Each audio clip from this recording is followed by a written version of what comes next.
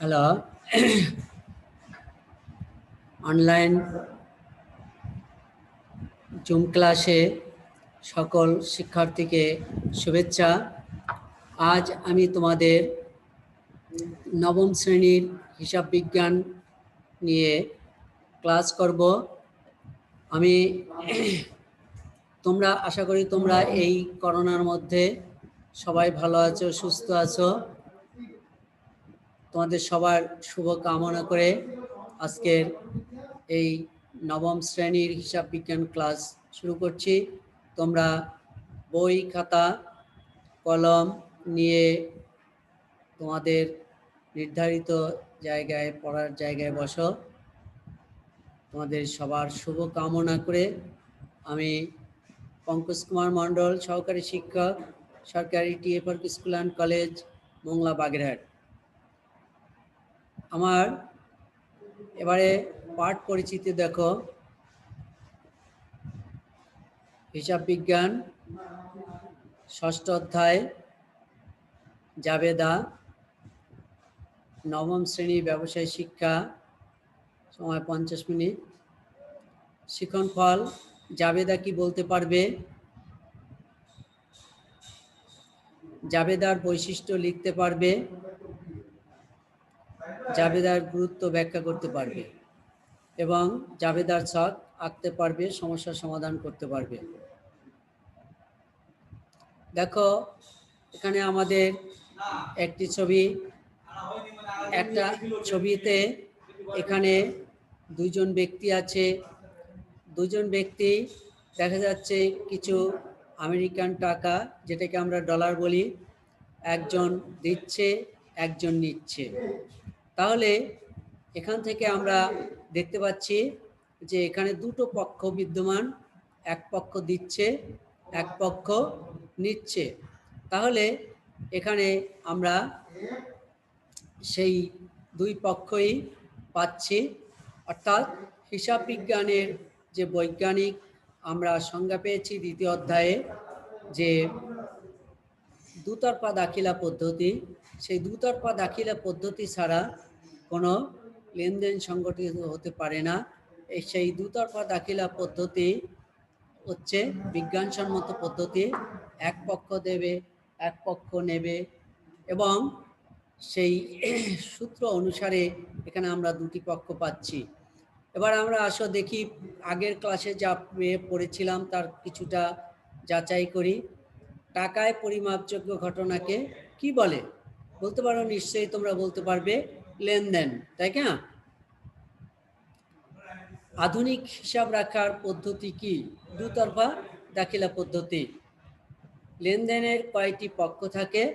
আমরা সেই শর্ত অনুসারে দুটি পক্ষ থাকে। এরপরে লেনদেনের সংগঠিত হলে এবারে দেখো জাবেদা, জার্নাল। জার্নালের বাংলা হচ্ছে জাবেদা বই। এই বইয়ে হিসাব সংগঠিত হওয়ার সাথে সাথে আমরা লিখে রাখব। এবারে দেখো আজকের পার্ট জাবেদা। জাবেদার এখানে আমরা সেই পূর্বের মতো আবার লেনদেন করতে দেখছি। দুইটি পক্ষ আছে, এক পক্ষ দিচ্ছে আর এক পক্ষ নিচ্ছে।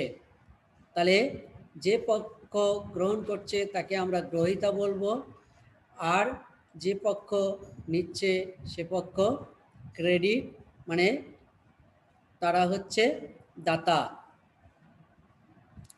তাহলে লেনদেন সংগঠিত হওয়ার সাথে সাথে তারিখের ক্রমানুসারে ডেবিট ও ক্রেডিট নির্ণয় করে সংক্ষিপ্ত ব্যাখ্যা সহ সর্বপ্রথম যে বইতে লেখা হয় তাকে জাবেদা বই বলে।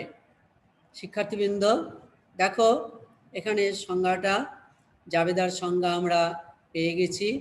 লেনদেন সংগঠিত হওয়ার সাথে সাথে তারিখের ক্রমানুসারে ডেবিট ও ক্রেডিট নির্ণয় করে সংক্ষিপ্ত ব্যাখ্যা সহ সর্বপ্রথম যে বইতে লেখা হয় তাকে জাবেদা বই বলে।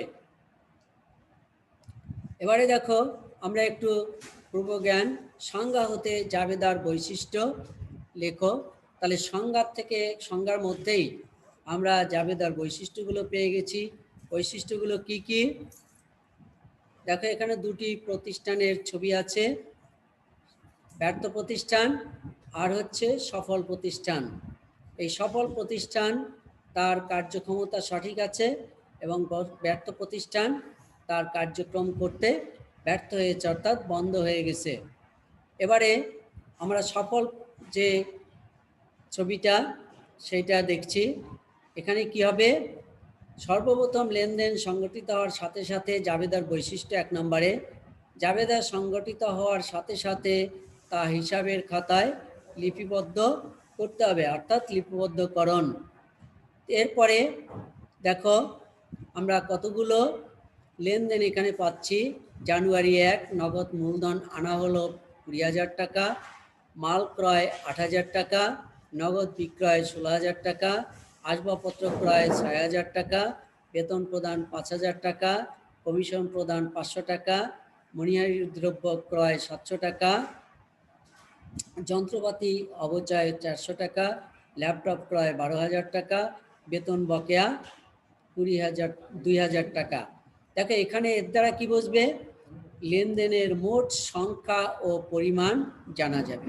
তাহলে জাবেদার আর একটা বৈশিষ্ট্য হচ্ছে যে লেনদেনের মোট সংখ্যা ও পরিমাণ জানা যায় যদি জাবেদা সঠিকভাবে সংরক্ষণ করা যায়। তাহলে এখানে দেখো ডেবিট এবং ক্রেডিট দুইটি পক্ষ। তাহলে এর কি আছে? এটাকে কি বৈশিষ্ট্য? দ্বৈত সত্তার প্রয়োগ নিশ্চিত, অর্থাৎ হিসাবের যে আমরা সেই দ্রুতার্থ দাখিলা পদ্ধতির নিয়ম অনুসারে যে প্রত্যেকটি লেনদেনের দ্বৈত সত্তা থাকবে। দ্বৈত সত্তা মানে দুইটি পক্ষ। এই যে ডেবিট এবং ক্রেডিট, এটা নিশ্চিত হবে যদি আমরা সঠিকভাবে জাবেদা সংরক্ষণ করি। এবারে দেখো আমরা একটা বাজারে আসছি।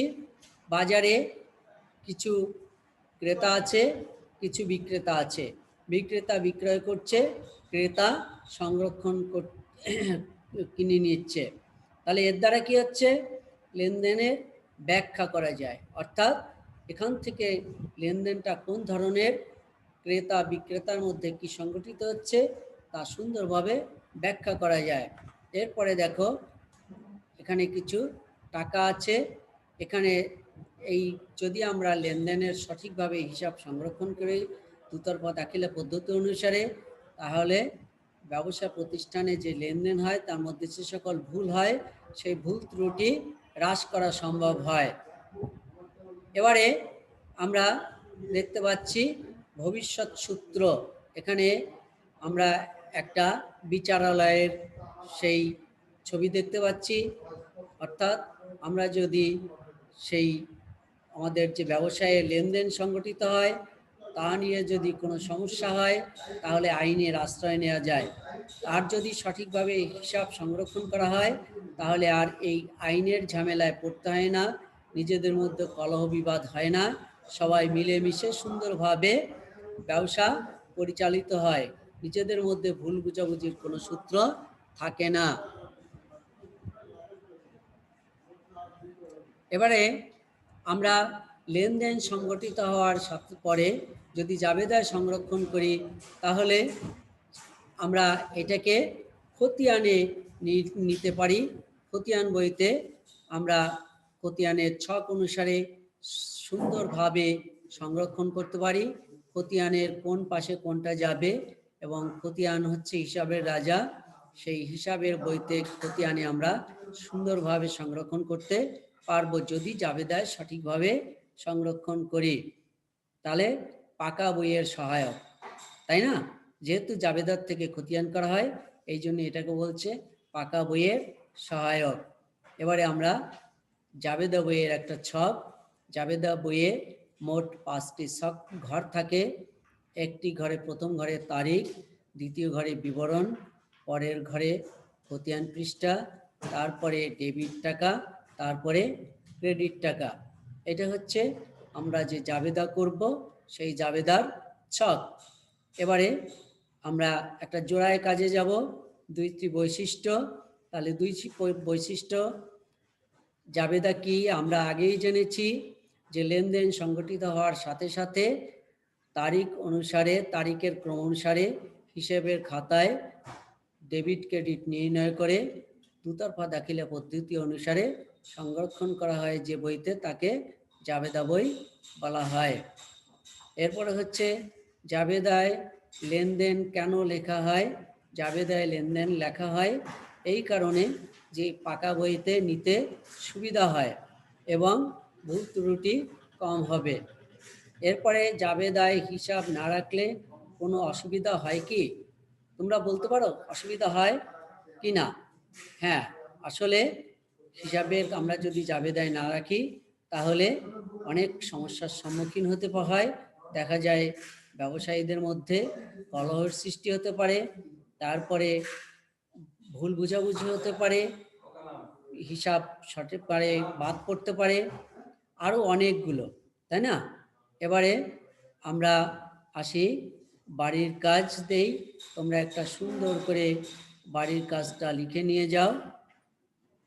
বাড়ির কাজটা হচ্ছে কয়েকটা লেনদেন দিব, সেটা জাবেদায় লিখে জাবেদা করে নিয়ে আসবে। নগদ মূলধন আনা হলো 20,000 টাকা, মাল বিক্রয় 10,000 টাকা, মণিহারি দ্রব্য ক্রয় 500 টাকা। এই 3টা লেনদেন দিলাম। এই 3টা লেনদেন তোমরা সুন্দরভাবে জাবেদায় তারিখ অনুসারে সুন্দর করে লিখে নিয়ে আসবে।